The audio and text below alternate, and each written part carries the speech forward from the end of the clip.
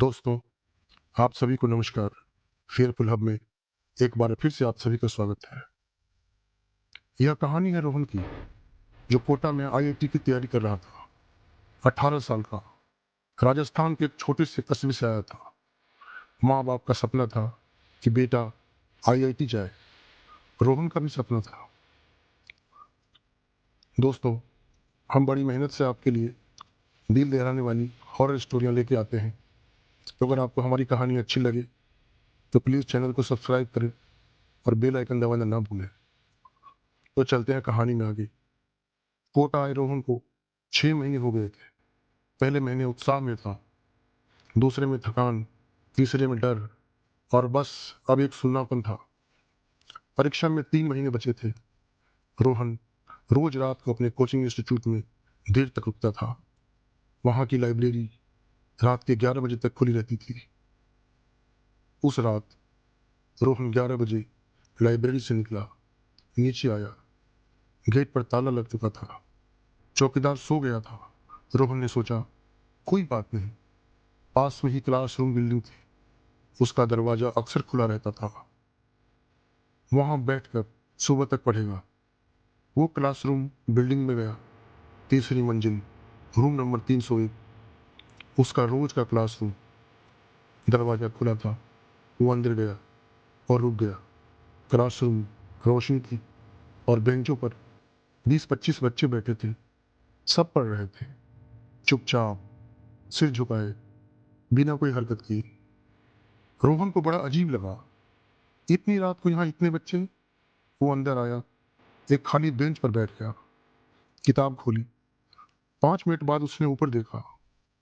पास वाली बेंच पर एक लड़का बैठा था, 17-18 साल का, दुबला, पीला चेहरा, आंखें किताब पर। रोहन ने धीरे से पूछा, यार कितने बजे आए तुम?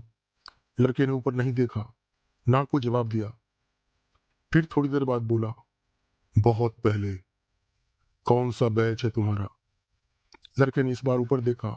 उसकी आंखें, रोहन ने पहले ऐसी आंखें नहीं देखी थी। थकी हुई नहीं, डरी हुई नहीं, बस खाली, जैसे उसमें कुछ था ही नहीं।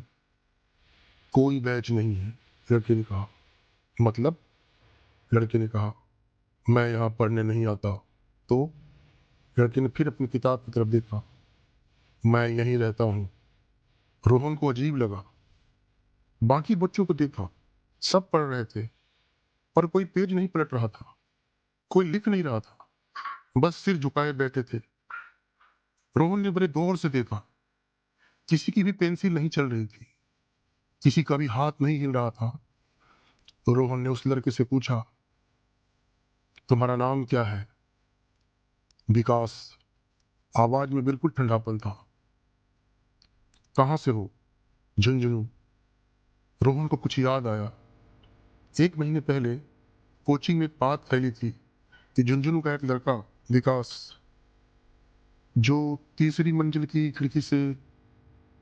रोहन की किताब उसके हाथ से गिर गई। उसने विकास की तरफ देखा। विकास सब उसी की तरफ देख रहा था, पूरी तरह। तुमने सुना था ना मेरे बारे में? विकास ने पूछा।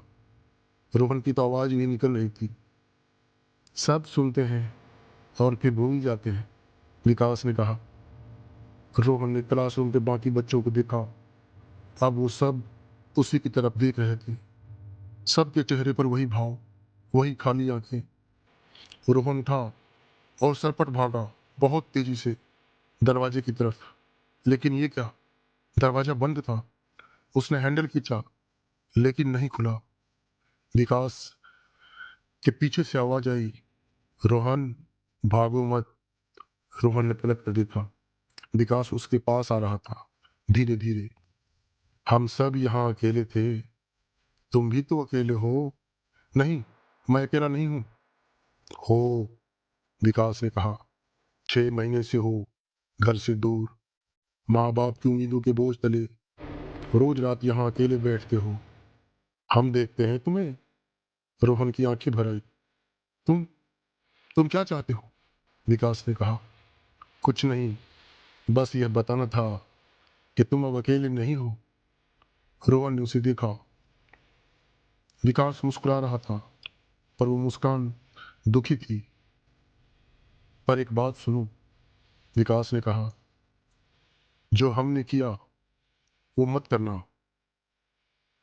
रोहन अंदर तक सिहर गया। समझे, जो हमने किया वो मत करना।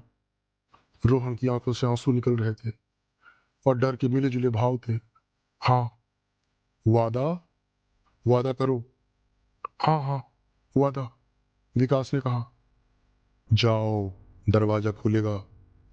रोहन ने हैंडल खींचा और क्या, इस बार दरवाजा खुल गया। वो बाहर निकला, सरपट भागा सीढ़ियों की तरफ। गेट पर आया। चौकीदार जाग गया था।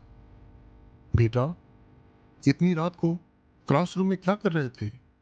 रोहन ने कहा था। मैं मैं पढ़ रहा था। अकेले? रोहन ने एक पल रुक कर कहा। नहीं, मैं अकेला नहीं था, वहाँ और भी बच्चे थे। अगले दिन रोहन ने अपने माँ बाप को फोन किया। पहली बार तो रोते हुए सच बताया। कितना मुश्किल था, कितना अकेला लग रहा था। माँ ने कहा, बेटा, आईआईटी नहीं हुआ तो कोई बात नहीं, तू ठीक रहे बस। रोहन उस रात चैन से सोया, पर सोने से पहले उसने एक बार खिड़की से उस क्लासरूम बिल्डिंग की तरफ देखा। रूम नंबर 301 की खिड़की से एक रोशनी थी और उस रोशनी में एक आकृति। विकास हाथ हिला रहा था। रोहन ने हाथ हिलाया और तभी उसे वो बात याद आई जो उसने कभी किसी को नहीं बताई थी। 3 हफ्ते पहले एक रात वो भी उस तीसरी मंजिल की खिड़की के पास गया था। बहुत देर तक खड़ा रहा था और फिर वापस आ गया था।